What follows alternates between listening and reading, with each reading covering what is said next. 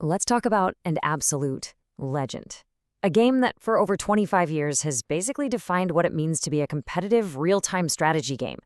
I'm talking, of course, about StarCraft BroodWar. Today, we're going to break down the core pillars that make this game a timeless masterpiece.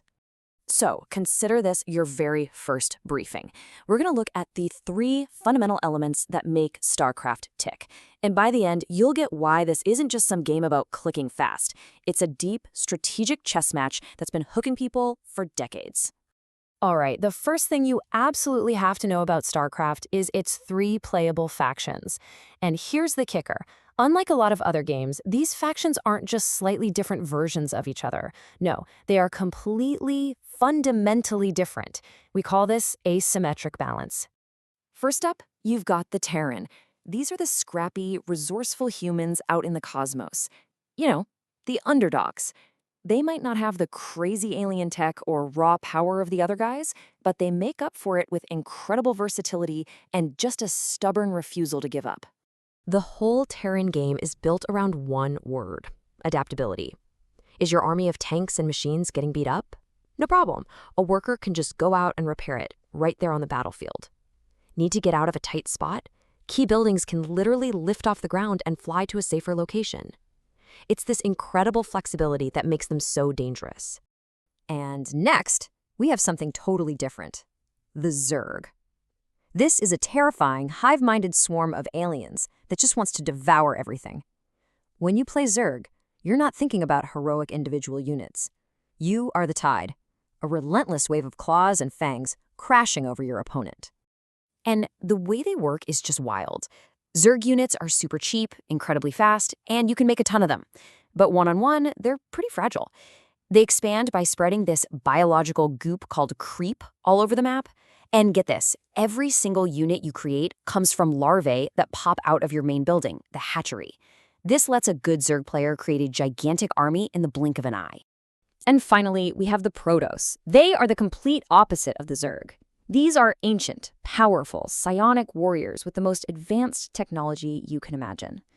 Where the Zerg have overwhelming numbers, the Protoss have pure, overwhelming power. Here's the deal with Protoss. Every unit is a major investment. They're expensive, they take a long time to build, but man, they hit like a freight train.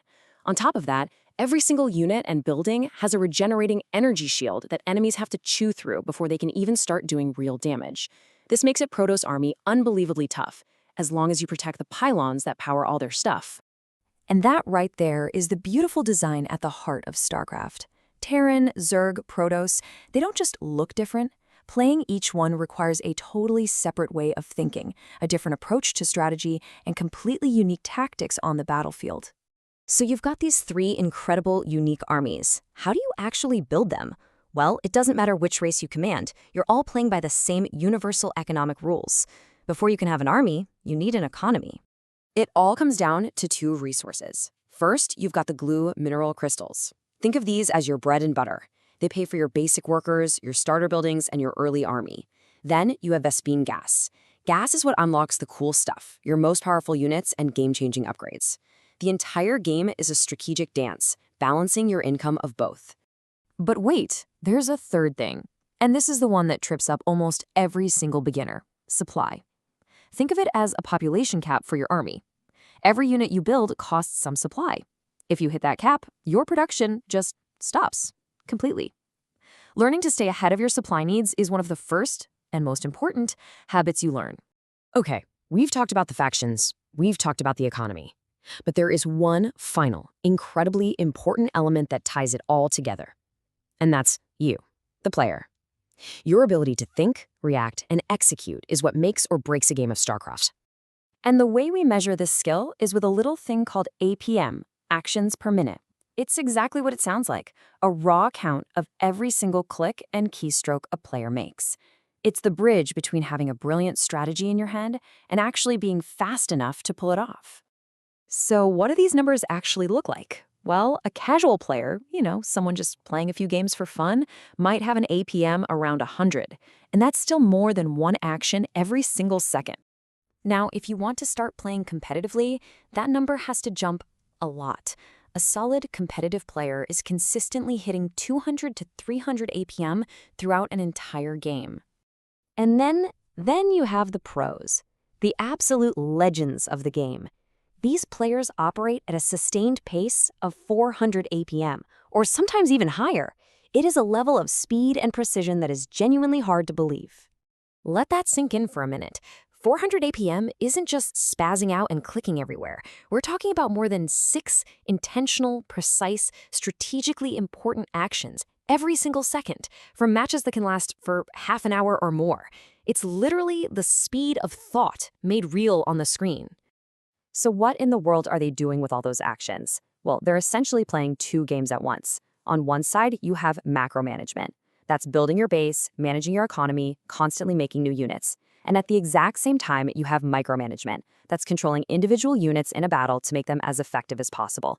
High APM means you can do both, all over the map, all at once. So, let's wrap up this briefing. StarCraft really stands on 3 mighty pillars: the beautiful strategic chaos of its 3 completely different races, the constant economic juggling act of minerals, gas, and that pesky supply limit, and the pure human skill it takes to manage it all, measured in APM. These core ideas have made StarCraft a classic that has lasted for more than a quarter of a century. It's one of those amazing games that's easy to start playing but has a skill ceiling so high it's practically in orbit. Your first briefing is complete, so the only question left is, are you ready to command?